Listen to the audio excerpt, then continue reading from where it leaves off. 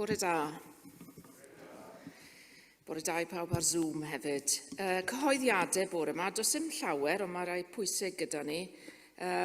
Bydd na astudiaeth Feibledd bore dy Mawrth am 10 o gloch yn Tabernacl Porthcawl ac am hanner awr 10 dydd Gwener ar Zoom. Bore coffi fel yr arfer am 11 bore dydd Mawrth. Cysylltwch efo Felicity os ydych chi eisiau bod yn gynnysiedig ar y link Zoom fyny.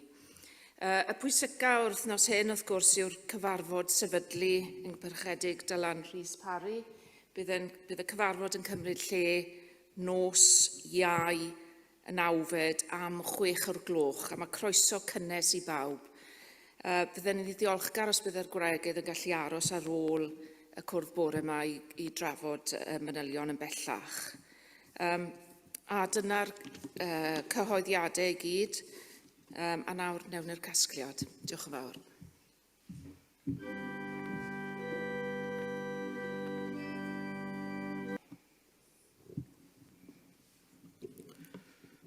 Bore da. Hyfryd gael eich cwmni chi a hitha yn Sul y Pentecost. Gyda'n arfer, da ni yn cychwyn gyda gweddi dros heddwch. Dych ni weddio. O ddiw ein tad nefol a sanctaidd. A hitha'n Sul y Pentecost, lle da ni'n cofio bod yr apostolion wedi cael nerth aruthrol I fynd allan ac I gyhoeddi'r newyddion da. I ddod â heddwch a gobaith a chariad yr arglwydd Iesu Grist i'r byd. Da ni na hefyd yn gofyn I ti yn gwneud ni yn bobl sydd yn hybu heddwch ac yn mynd allan yn dy enw di mewn cariad a gobaith. A da ni'n gofyn I ti gysuro rhai sydd mewn ofn am eu bywydau. Am y rhai sydd yng nghanol trais ac ymysodiad. Yn gweddio yn benodol arglwydd yn barhaus am yr Wcrain. Da ni'n gofyn I ti arglwydd I gynnau yno ni eto gariad at gymydog ac angerdd dros gyfiawnder. Gwaredwr pawb clywyn gweddi a thyrda heddwch. Gwna ni'n gyflawn. Yn enw'n arglwydd Iesu Grist. Amen. Fe gadwch I ni droi at yn hemyn gyntaf, sef Emyr Rhif 567. 567.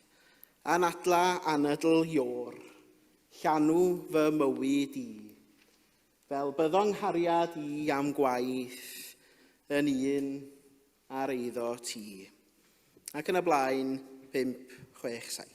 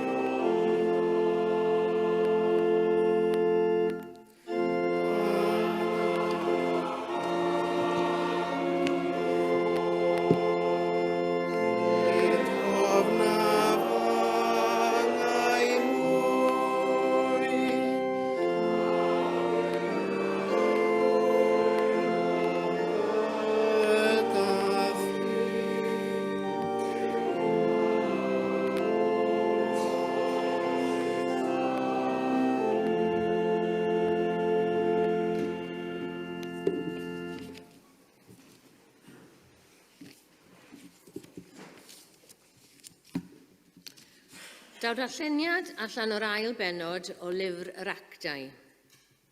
Yr ysbryd glân yn dod ar y Pentecost. Ar ddiwrnod dathlu gwyl y Pentecost, roedd pawb gyda'i gilydd eto.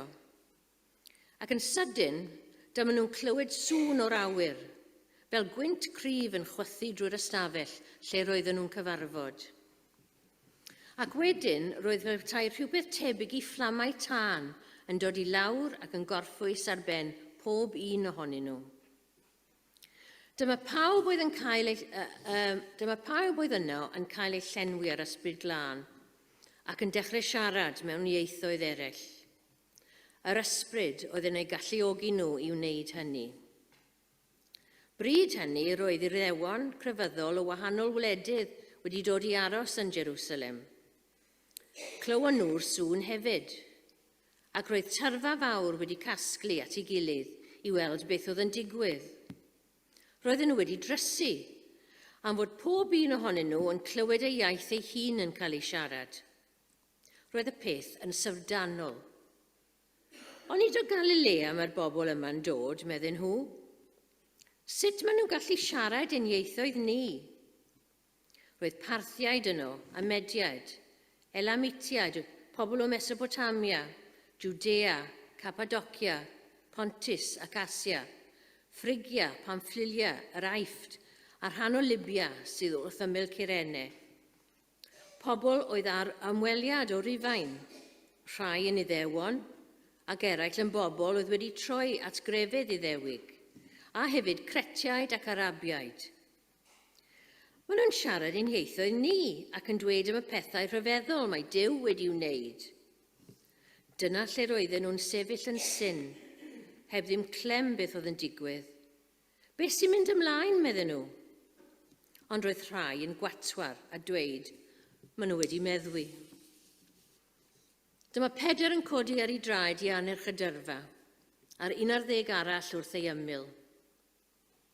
Arweinwyr, bobl Judea a phawb arall sy'n aros yma yn Jerusalem, gwrandwch yn ofalus, gwna i esbonio i chi beth sy'n digwydd. Dydy'r bobl yma ddim wedi meddwi fel mae rhai ohonoch chi'n dweud, mae'n rhy gynnar i hynny, 9:00 ydy hi. Na, beth sy'n digwydd ydy peth soniodd y proffwyd Joel amdano. Mae Duw yn dweud, yn y cyfnod olaf byddai'n tywall fy ysbryd ar y bobl i gyd. Bydd eich meibion a'ch merched yn proffwydo. Bydd dynion ifanc yn cael eu gweledigaethau, a dynion hŷn yn cael breuddwydion. Bryd hynny byddai'n tywallt fy ysbryd ar fy ngweision i gyd, yn ddynion a merched, a bydden nhw'n proffwydo. Bydd pethau rhyfeddol yn digwydd yn yr awyr, ac arwyddion gwirthiol yn digwydd ar y ddeiar. Gwaed a thân a mwg yn lledu ym mhobman. Bydd yr haul yn troi'n dywyll, a'r lleiad yn mynd yn goch fel gwaed cyn i'r diwrnod mawr rhyfeddol yna ddod, sef dydd yr arglwydd. Bydd pawb sy'n galw ar enw'r arglwydd yn cael ei hachub.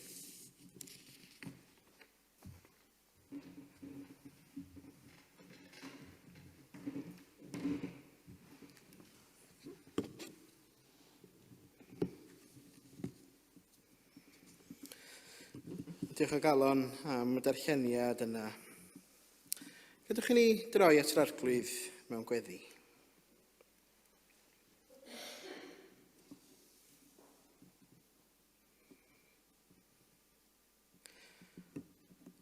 O Dduw, yn tad nefol a sanctaidd, da ni'n diolch i ti yn bod ni'n gallu troi atat mewn gweddi unwaith eto. Da ni wedi dod ynghyd heddiw fel pobl sydd wedi cael ei gysylltu drwy'r ysbryd glân. Da ni'n dod gan gofio a ddewid i anfon ysbryd ar dy holl bobl. Yn hen ac ifanc, yn ferched ac yn ddynion. Da ni'n gofyn ar gwrdd i ti symud yn ymplith ni y bore yma.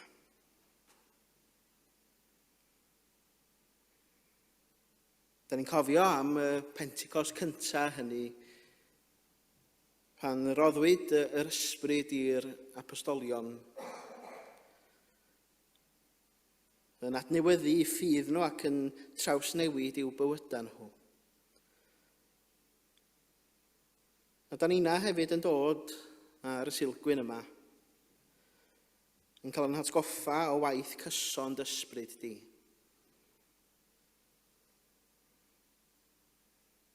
Yn ysbrydoli, yn arwain, yn herio ac yn eiddfedu. I arglwydd, da ni'n gofyn i ti symud yn ymplith ni.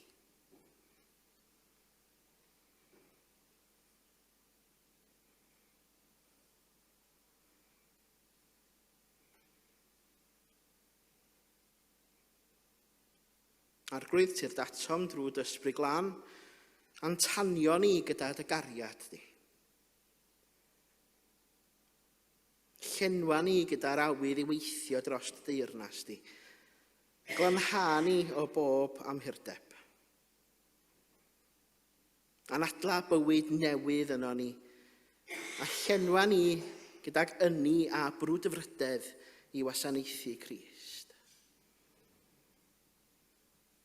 Yn cyfnod sydd yn aml yn heriol, yn dywyll ac yn anobeithiol. Da ni'n gofyn i ti arglwydd i symud yn ymplith ni drwy dy lan ysbryd.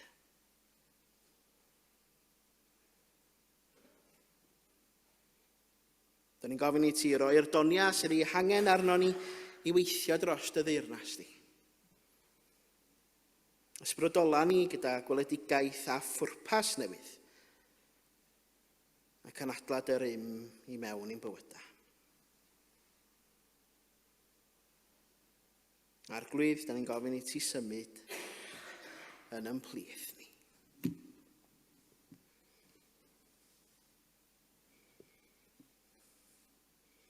Ymdawelwn am ychydig arglwydd i gyflwyno'n gweddiau personol i ti. Ar y cyfle i pob un ohono ni i weddio ar yr ysbryd i'n harwain ni.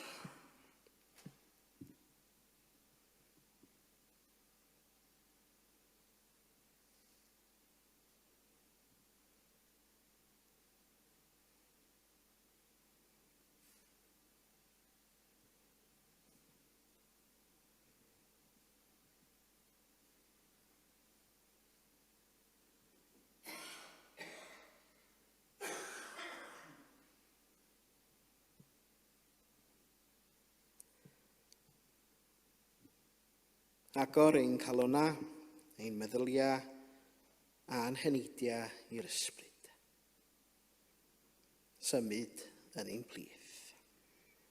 Gan bod nhw'n gofyn hyn oll yn enw ac yn heiddiant yn harglwydd Iesu Grist. Yn dysgodd i weddio i ddweud gyda'n gilydd.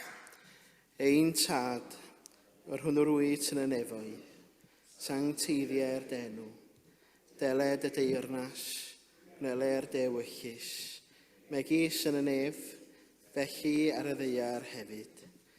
Dyro i ni heddiw ein bara benyddiol, a maddau ni ein dylai.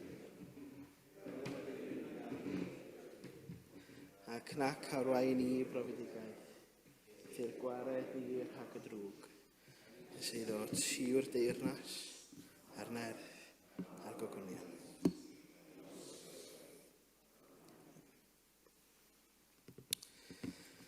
Ydych chi'n ei barhau yn yn haddoliad drwy ganu am yr rhif 571, 571. Tyrd ysbryd glân i'n clona ni a dod o leini nefol.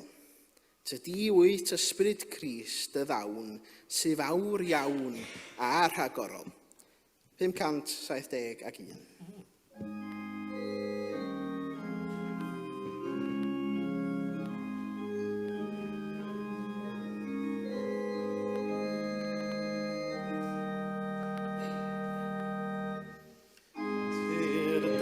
Ysbryd glân i'n clonau ni, a dod o leini nefol, i wyt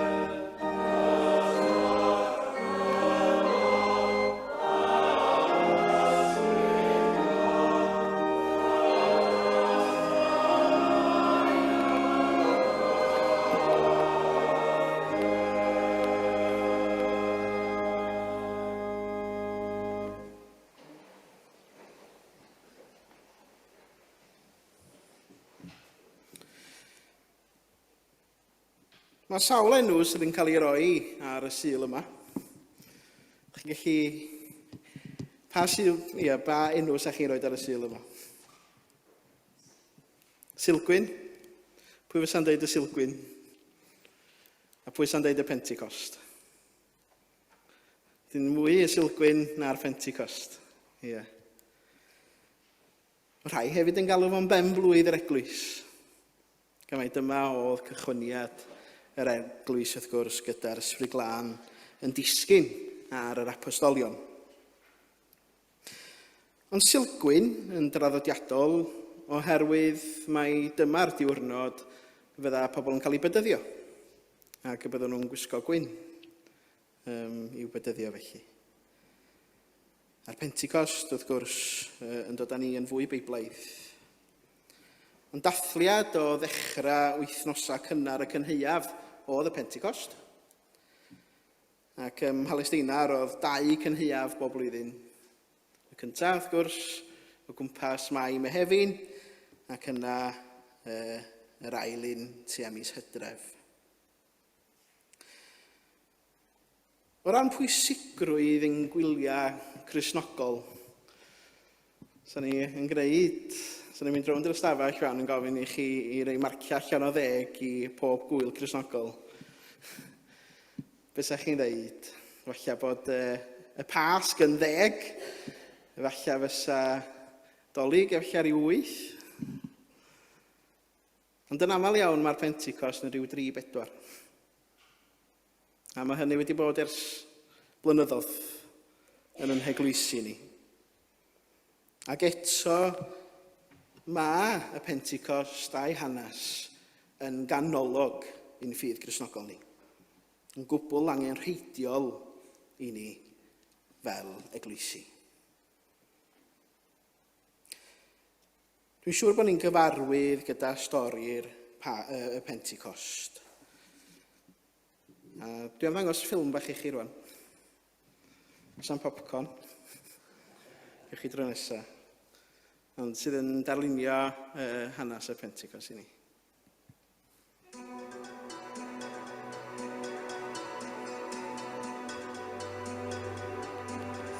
Ar ddiwrnod dathlu gwyl y Pentecost, roedd pawb gyda'i gilydd eto.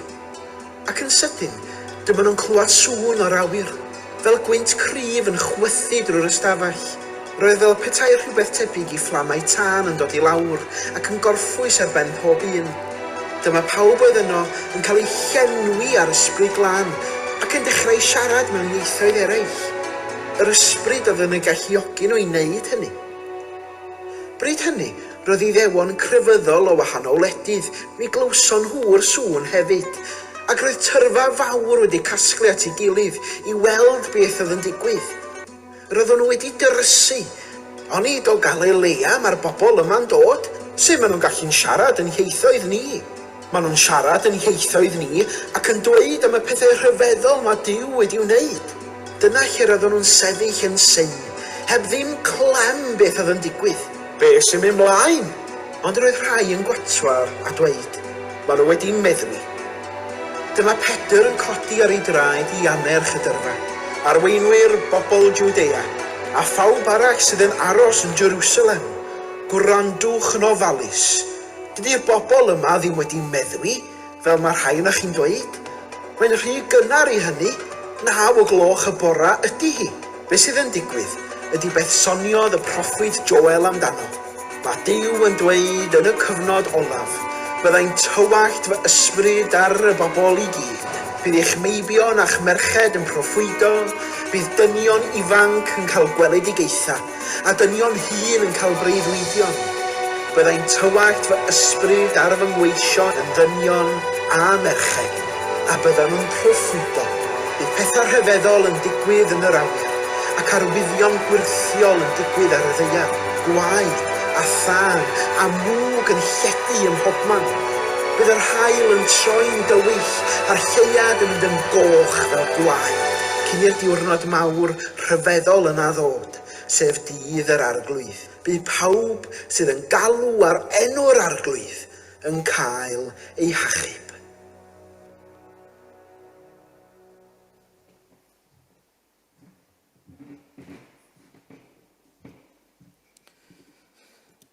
Stori'r Pentecost i ni.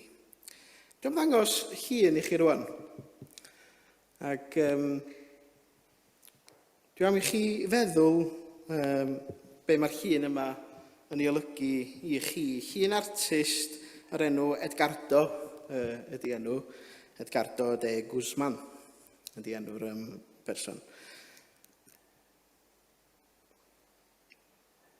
Yna llun. Dwi'n rhoi chydig bach o amser i chi i edrych arno fo. Dwi'n fyddi'n gofyn cwestiynau i chi wedyn.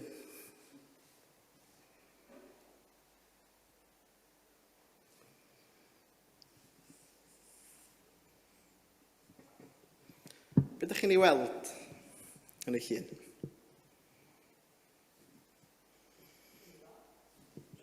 Dwylo? Fflama? Gwynebau? Lliw? Symudiad? Ie. Beth arall?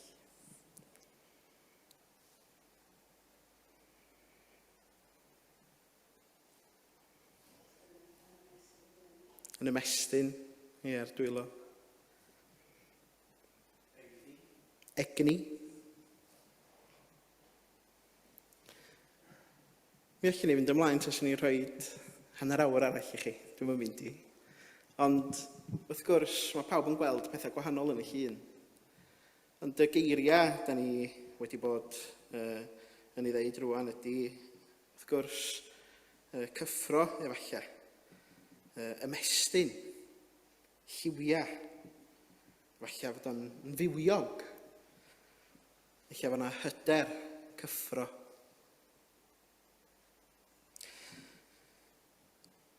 Mae'r darn yma gan Edgardo, wrth gwrs, mae'n defnyddio siapiau sydd yn awgrymu hyrddiadau o wynt. Dyna ydy'r llunellau sy'n dod ar draws fel yna. Ac mae o'n llenwi pob gofod o'r darlun felly, i awgrymu y gwynt sydd yn llenwi yr ystafell. Y lliwiau wedyn ymheintiad Edgardo yn dod o wahanol rannau o'r sbectrwm lliw. A maen nhw gyd yn gweithio mewn harmoni a'i gilydd. Mae'r siapiau'r segmentau yn y llun yn cyd-fynd yn berffaith hefyd, a does na'm bylcha. Pesai chi wedi bod yn un o'r disgoblion hynny yn yr uwch ystafell, ar y diwrnod ddoth yr ysbryd glân. A tasa chi wedi mynd adra wedyn i egluro be oedd wedi digwydd, be fysa chi'n ddeud? Be fyddech chi'n ddeud? Efallai fysa chi dal i siarad mewn ieithoedd dieithr. Ond pa wahaniaeth ydych chi'n meddwl y galla eich teulu chi weld ynddo chi ar ôl i chi brofi'r profiad yma? Ia, mae pawb yn gweld rhywbeth gwahanol. Bod o'n fywiog, yn llachar, fod yna llawenydd, fod yna gyffro, fod yna hyder. A'r ysbryd glân sy'n rhoi hynny i gyd ynddo. Mi roedd y disgyblion cyntaf yn yr uwch ystafell, cyn dyfodiad yr ysbryd glân, mi roedd nhw ofn. Yn ofn mentro allan. Roedd nhw wedi cau y drws, wedi bolltio y drws tu ôl iddyn nhw. Yn ofn mentro allan oherwydd o bosib roedd nhw'n ofn be fydda'n digwydd iddyn nhw. Roedd nhw wedi gweld be ddigwyddodd i Iesu, fod o wedi ladd, wedi groeshoelio, a fysa'r un peth yn digwydd iddyn nhw. Os nad egall yr ydyn ni fel eglwysi hefyd yn bolltio'r drws, fod ni'n teimlo yn gyfforddus mewn ystafell.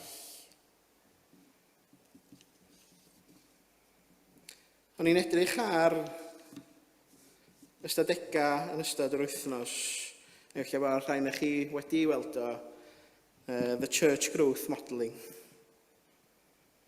Ac be mae'r church growth modelling yn ei wneud ydy edrych ac peintio darlun o ddirywiad ysbrydol yn gwlad ni.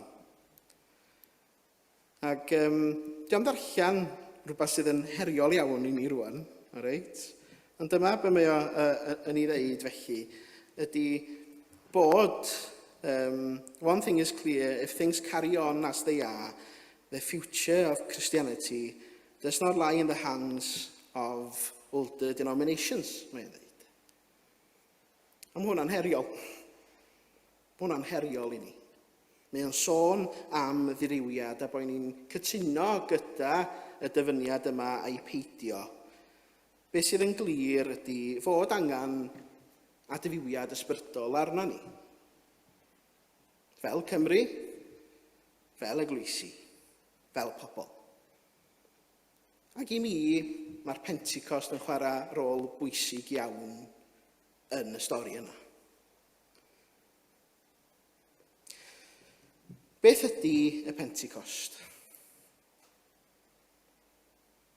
Thema'r Pentecost ydy cyfathrebu, i o ddim?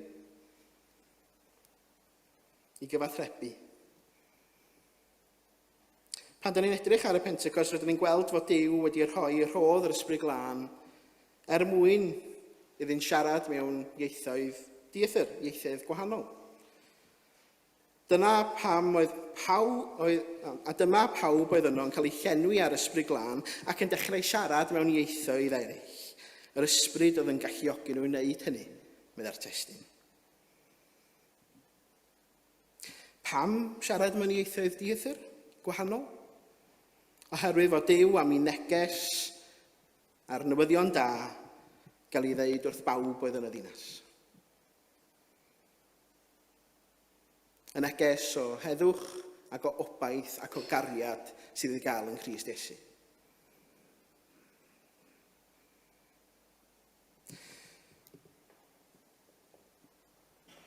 Dydy cenadaeth yr eglwys heb newid o gwbl ers cychwyniad yr eglwys.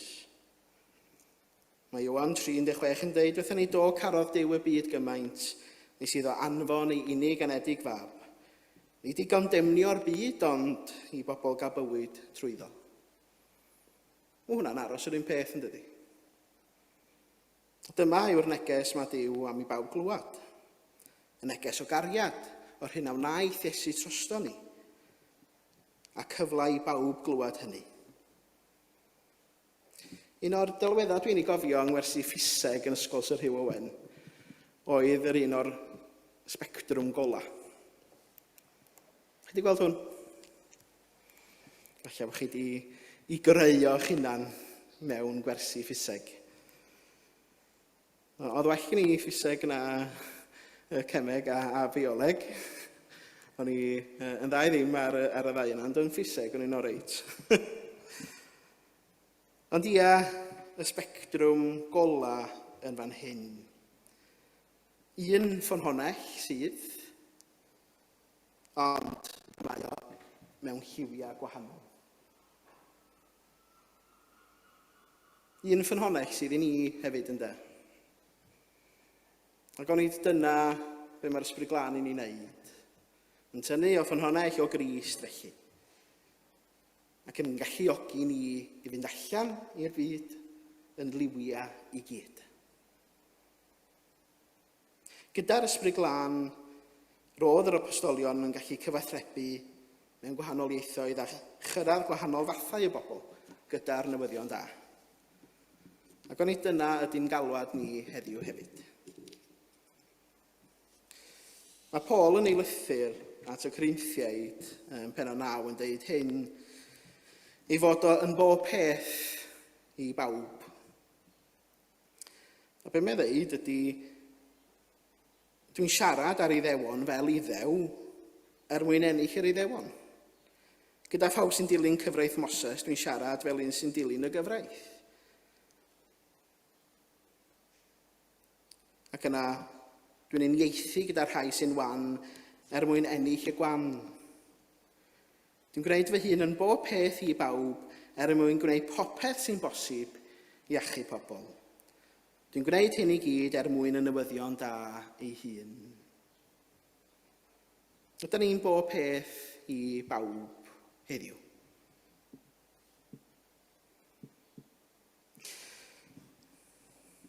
Edrych ar Owen fan hyn o'n. Y dashboard ar gar. Pwy sydd wedi dreifio a wedi gweld gola coch neu amber yn dod i fyny. A pwy sydd wedi dweud, fydd o'n iawn. Gewch chi fod yn onest. Ydyn ni wedi dibynnu weithiau ar patsio'r injan i fyny i fynd am y filltir nesaf. Gan anwybyddu'r gola coch sy'n dod fyny ar y dashboard.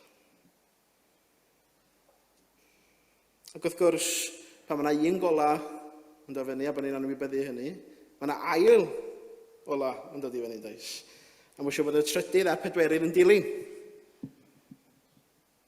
Wrth gwrs, beth sydd angen arna ni ydy mecanic, ynddo. Yr ysbryd glân drwy yr arglwydd Iesu Grist ydy'n mecanic ni. A thrwy drwsio'r injan, da ni'n barod i fynd ac fe gallwn ni godi'r bobl hynny sydd ar ochr y ffordd yn codi bawd. Sydd eisiau lifft achos bod y cerdded maen nhw'n ei wneud wedi bod yn ormod iddyn nhw. Bod y daith yn rhy bell. Ond nid dyna, wrth gwrs, ydy yn galwad ni fel Cristnogion, fel eglwys. Ydy, wrth gwrs, i godi pobl ar y ffordd. I rannu yn y cariad a'r gobaith. Ac wrth gwrs, i le da ni'n mynd. Yn y Pentecost cyntaf, drwy'n erth yr ysbryd glân, fe roddodd i'r apostolion hyder newydd. I fynd allan ac i rannu'r newyddion da. A hyd yn oed hynny yn wyneb erledigaethau.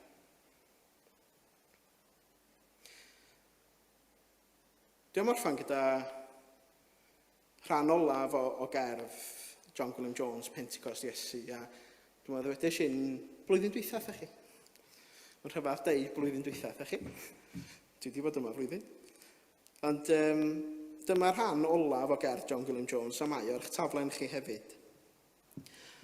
Ond yna ryw ddydd daw'r ysbryd i ffrwydro ei dan drwy'r perlydrau a'r ddogma ddall, gan roi i ni ei iaith newydd. Iaith y gwneud fydd hon nid iaith y dweud, iaith y ffydd nid iaith y diwiol gredoa. Enwau fydd yn drigaredd, ansoddeiriau, maddeuant, idiomau gras a chymwynas a berfain gyhyrog gan gariad. Hon yw iaith yr actau tosturiol y bydd pawb yn ei deall. Parthiaid a mediaid a celemitiaid y cychod brau a ffoaduriaid y pebyll pell. Canis iaith Iesu yw hon, a dawn plant i'w deall petai ni ond yn dechrau siarad hi. Ia, fe gawn ni hyder newydd wrth i ni ofyn i'r ysbryd glân yn harwain ni. Mynd allan ac i rannu iaith Iesu Grist. Er mwyn ei enw. Amen.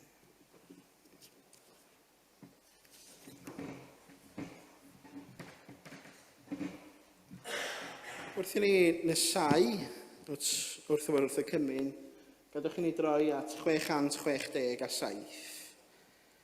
667.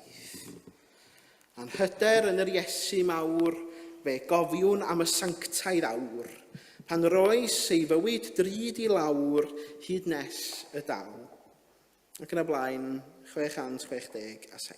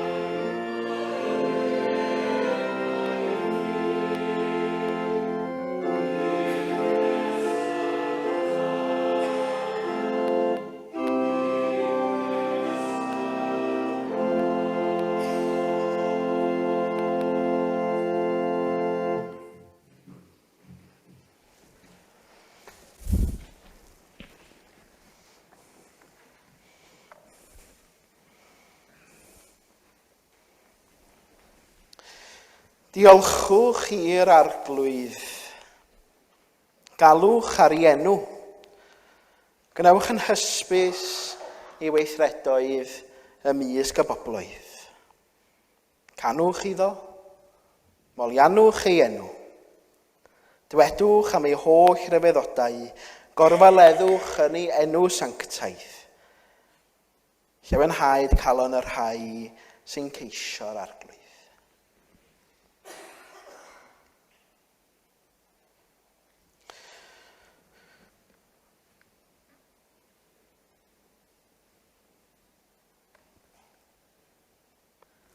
Gadewch ni wrando ar eiriau sefydlu'r swper. Oherwydd fe dderbyniais i oddi wrth yr arglwydd yr hyn hefyd a draddodais i chwi. I'r arglwydd Iesu yn os y brydychwyd ef gymeryd bara. Ac wedi iddo ddiolch fe'i torodd a dweud hwn yw fy nghorff sydd er eich mwyn chwi. Gwnewch hyn cof amdanaf. Yr un modd hefyd fe gymerodd o cwpan ar ôl swpar gan ddweud, y cwpan hwn yw'r cyfamod newydd yn fy ngwaed i. Gwnewch hyn bob tro yr yfwch ef cof amdanaf. Oherwydd bob tro byddwch yn bwyta'r bara hwn ac yn yfed y cwpan hwn, yr ydych yn cyhoeddi marwolaeth yr arglwydd hyd nes y daw. Gadewch ni weddio.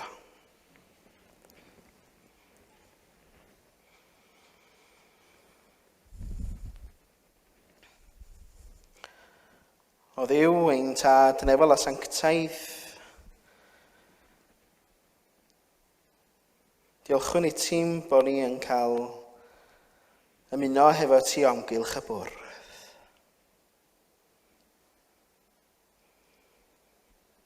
I gofio'r hyn a wnes trostom. Yn y bara a'r gwyn.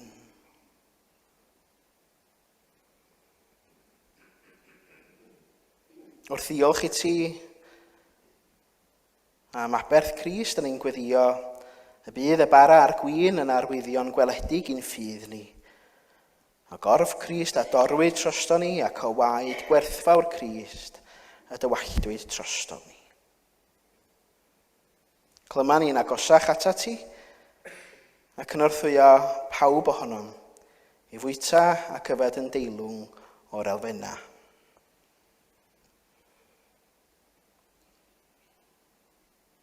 Wrth dyfwrdd hefyd, dyn ni'n cofio am deulu'r ffydd, anwyliad i ni, aelodau o'n teuluoedd, cyfeillion a chymdogion sydd mewn angen,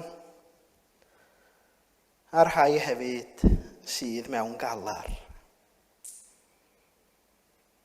Gofyn i ti arglwydd i'w hamgylchynu nhw a dy gariad rhyfeddol di, gad iddyn nhw deimlo dy bresenoldeb di.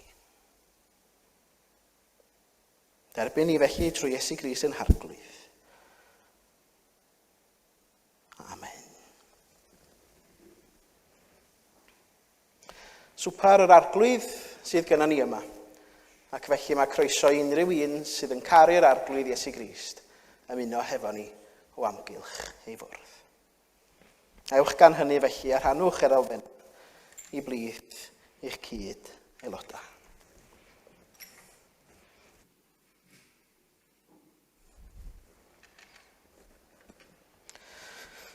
Yr arglwydd Iesu yn os y brydychwyd ef gymerodd fara, fe a'i torodd gan ddeud hwn yw fy nghorff sy'n cael ei dorri trosto chi. Gadwch i ni felly fwyta o'r bara cof amdano.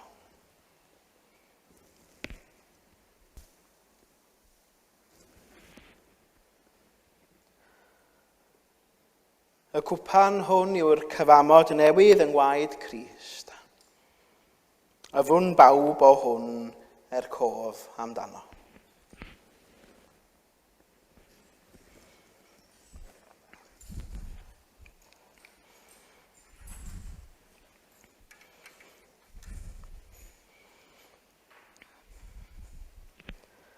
Diolch i ti, Nefel Dad, am ein porthi a'n bwydo, fel aelodau y gorff ysbrydol Crist, yn cadarnhau ni yng ngwirionedd defengil.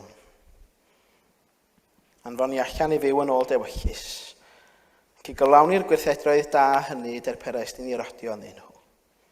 Drwy Iesu Grist yn harglwydd. Amen.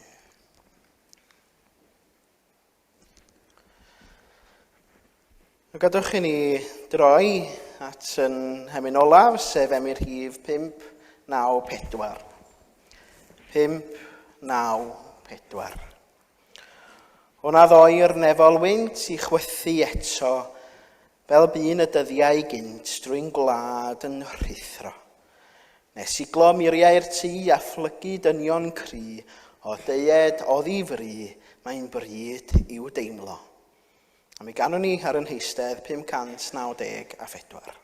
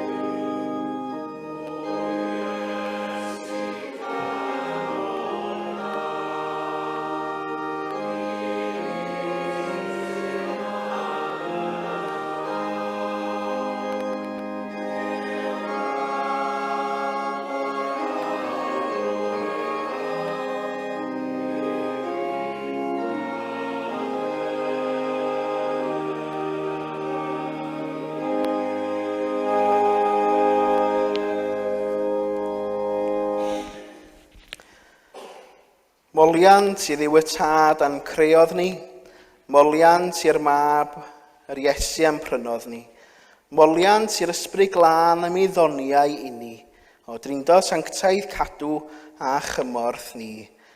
A gras yn harglwydd Iesu Grist a chariad Duw, a chymdeithas yr ysbryd glân fyddo gyda chwi o'i. Amen.